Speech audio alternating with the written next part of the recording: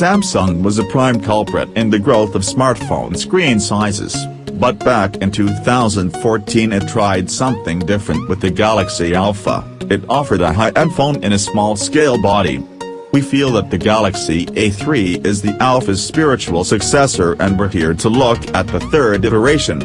The Samsung Galaxy A3, 2017, is the baby of the lineup in terms of screen size, just 4.7 inches big. It is a Super AMOLED unit, mind you, and one with an always-on display, something the similarly sized iPhone 7 screen does not offer. Another first for the A series is the top-level waterproofing. The IP68 rating is as high as flagships get, and higher than the iPhones. Samsung also brought its mobile payment solution, Samsung Pay, backed by a fingerprint reader. The Galaxy Alpha was a premium device that was positioned to target the iPhone directly, while the Galaxy A3, 2017, fights the Apple flagship from an affordable price point, less than half the cost of an iPhone 7. At a glance, it seems the camera will be critical. The lack of OI is in 2160p video capture hurt A3's premium standing. Processing power is the other thing we need to have a closer look at. Of course, this phone has enemies on the Android side, but not that many. The Sony Xperia X Compact promises similar specs at similar price, with some trade-offs, of course. There's little else. Android makers left the sub-5 segment behind and rarely look back. We find the Samsung Galaxy A3, 2017, exciting precisely because it explores a sparsely populated niche.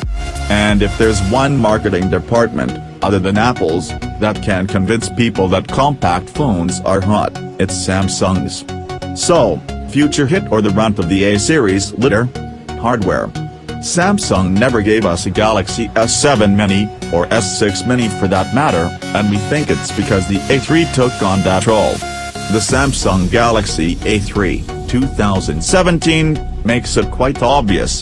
Design hits every note of the S7 theme, it just plays them at a lower volume.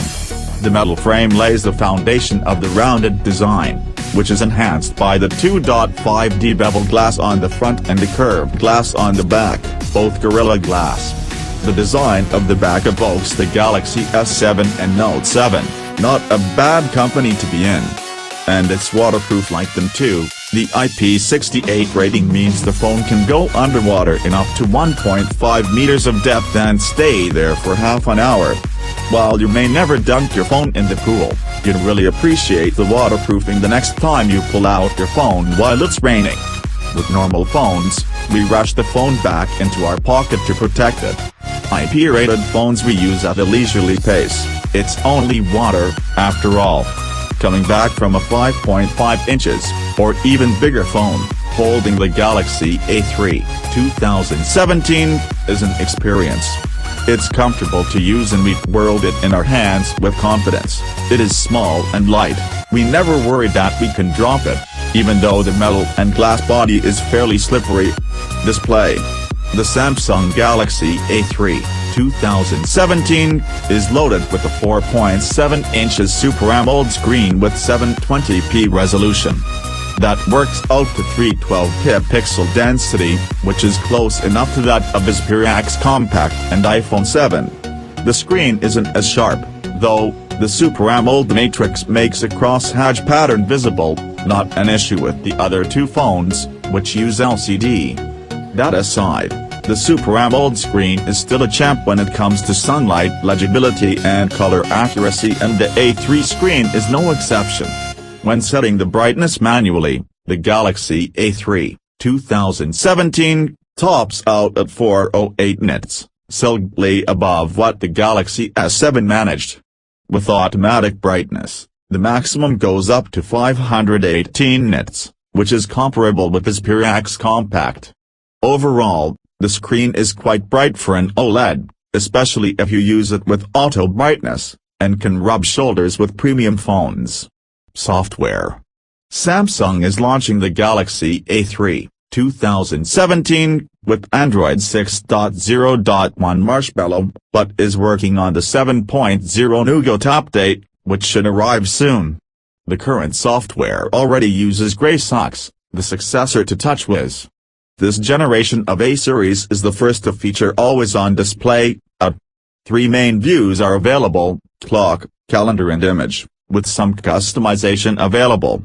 Notifications from third-party apps show up, something that didn't work when the S7 launched. The always-on display dims when ambient light is low and will shut off when the Galaxy A3 is in your pocket.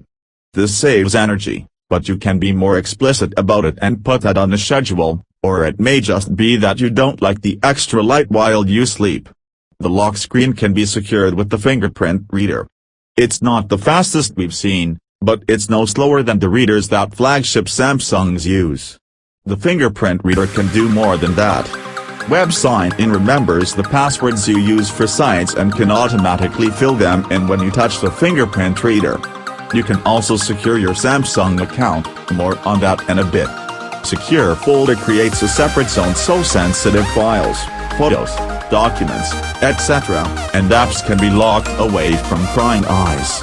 Once you enter the secure folder, taking a photo with the camera or snapping a screenshot places the file in the secure folder.